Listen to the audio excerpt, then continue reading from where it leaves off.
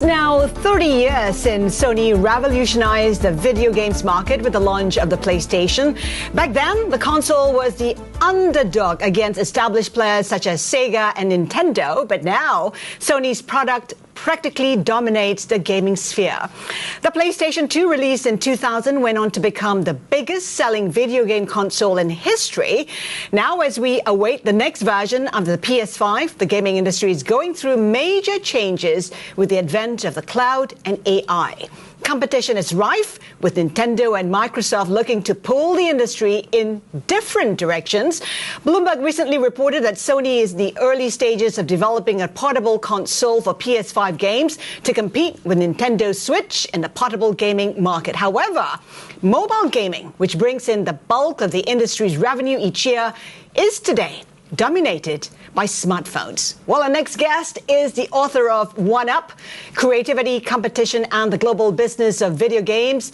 Joost van Dreunen is also a adjunct assistant professor at NYU Stern School of Business and a startup advisor and investor.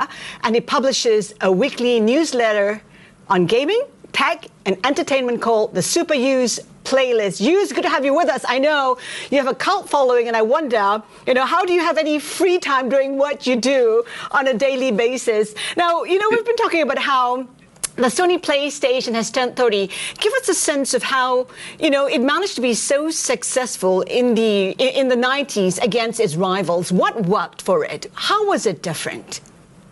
That's an excellent question. Nintendo and Sega had cornered the market with toy-like games. It was very child-focused, and Sony elevated that by offering more mature and adult, games to play. So you have these much richer narratives that appeal to a much older demographic, and that was an instant hit. The PlayStation 2 they just announced has sold 160 million units over its lifetime, which makes it one of the best-selling console in the history of the industry.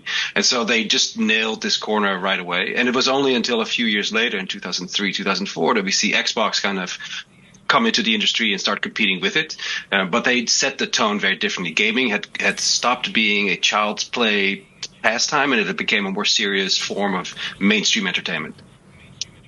In its history of 30 years, what was its best decision? What was its worst?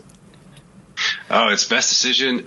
Let's start with the worst one, which was the price point for the PlayStation 3. They had gotten so comfortable with the success at that point that they just priced it too high, and they had to come full circle and sort of apologize formally and say, like, look, we priced it too high. And they haven't really done it since. They still stay at the upper echelon, but they have managed to really keep themselves a little bit more at bay.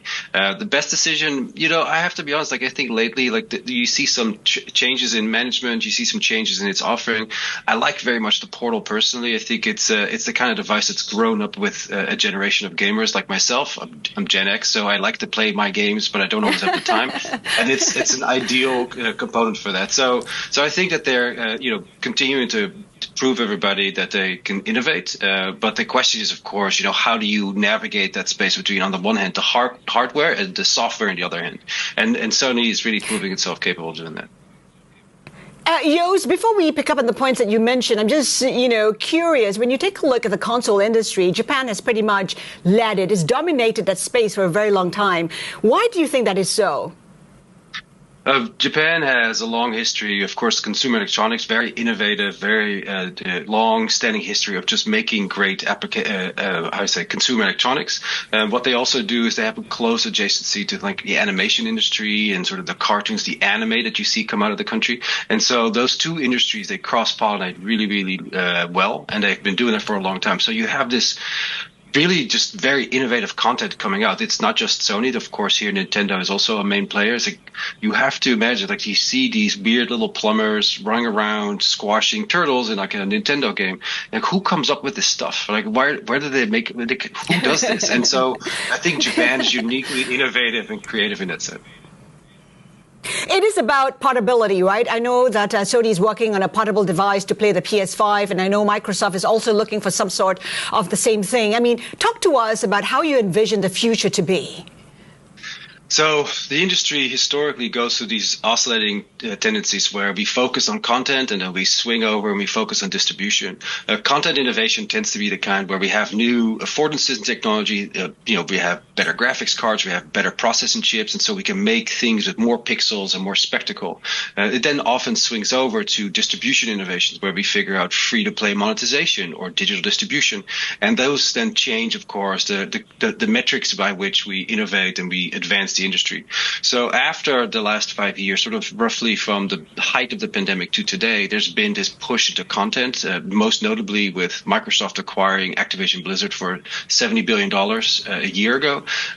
Those are examples of large-scale content innovations that push for economies of scale.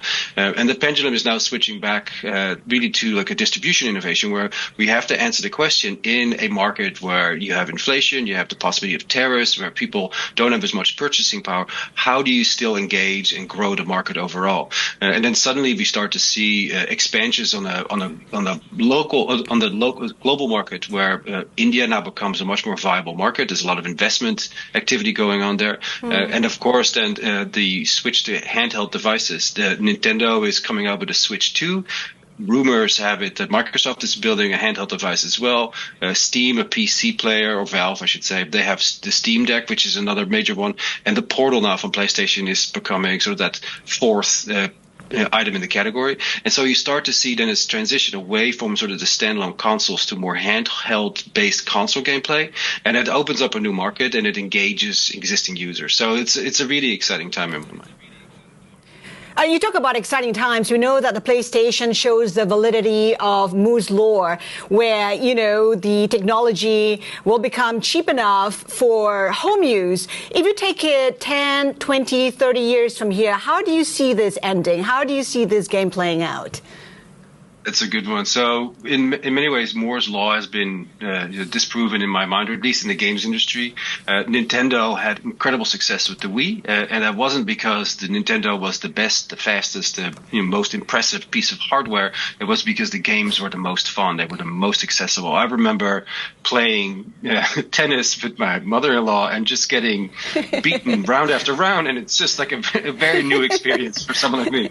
And so often what we see is where technology has this promise of better experiences because it has beefed up hardware. I think so many times in history have we seen where things are actually more fun when they don't rely on that technology to be at its peak. In fact, often it's unaffordable for a lot of people, and having just a fun, accessible, affordable experience goes a lot further in the industry. So my mind goes towards the future and thinking like, look, all this processing power will be helpful, but eventually we'll move into the cloud. We'll offload a lot of it. There are early indicators of younger audiences being largely indifferent to like the capacity of like the iPads, the tablets, the smartphones that you give them to play. They don't really care about the fastest and the best and the most powerful processing. They just want to have a good time. They want to socialize in an online world. So we're going currently through this transition to a very different understanding of what it means to play with other people.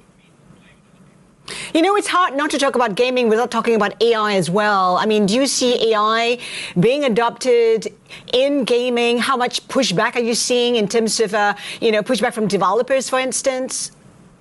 It's a good question. AI has been with the games industry for decades. Actually, it's one of the particular tech industries where AI has been, adopted years ago.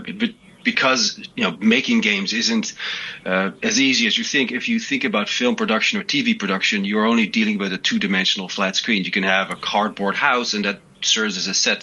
In a game, you have to imagine a 3D rendered world where everything has to have a place. And so in that universe, things like AI are incredibly helpful in helping you figure out the bugs, helping you render textures, helping you make, optimized calculations in whatever it is that's going on in these, immersive environments. And so that alone has allowed generative AI sort of to be, part and parcel of the game's experience.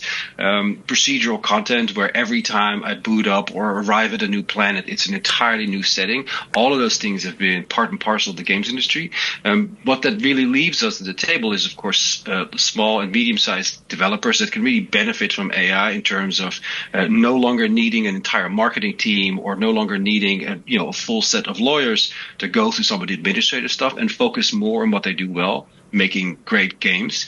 And I believe that on the higher end, the large studios will initially use AI to, of course, entertain their customers, but also look for efficiencies in their overall organization, particularly in the last 2 years when you see record layoffs in the games industry. A lot of emphasis goes towards making the production process, which is very tedious and very risky and very expensive. It takes years, for instance, to use AI as a way to accelerate and really optimize that process. So in the short term, I'm moderately excited about it. What I'm really looking for on the longer horizon is what are the use cases that AI afford us and in terms of making interactive experiences that we haven't seen before. So undoubtedly, though, the jobs market will be impacted, yeah? The jobs market will always be impacted. That's the nature of the game. It's only now during a softer period and a flatter period in the industry that you start to see unionization really take root. For the longest time, we've had a lot of bad work practices in the games industry. That's the nature of the beast, but it's finally coming around to becoming a better place to work, more recognition, more equity, and so on. At the same time, of course, the technology will always be a driving force. So much of Microsoft and Sony's narrative has been, let's build better things that allow us to have 4K experiences. And when it comes to efficiencies and just the workload that comes in the end, you still need very senior, experienced developers that know how to manage all these things. Making games isn't just a simple writing of a song. It's writing an opera, having all these different components work together at the same time. And that, I think, over time is going to never be really replaced by, it's a form of art, a very highbrow form of art, if I'm really honest about it, that can't be easily replaced by a large language model that just kind of guesses the best next thing to say. Joost, before we go, just one final question. What's your favorite game? I'm not a gamer, so if I want to start, what should I start with? Depending on if you have kids, but in your case, I would say play something mobile, like a Candy Crush or something in that order. But if you have children at home, I just finished playing It Takes Two, and it's a sort of collaborative gameplay. It's a lot of fun. You have a good time. It's very casual and lean back. So those are some examples I would give you for this holiday season, for instance.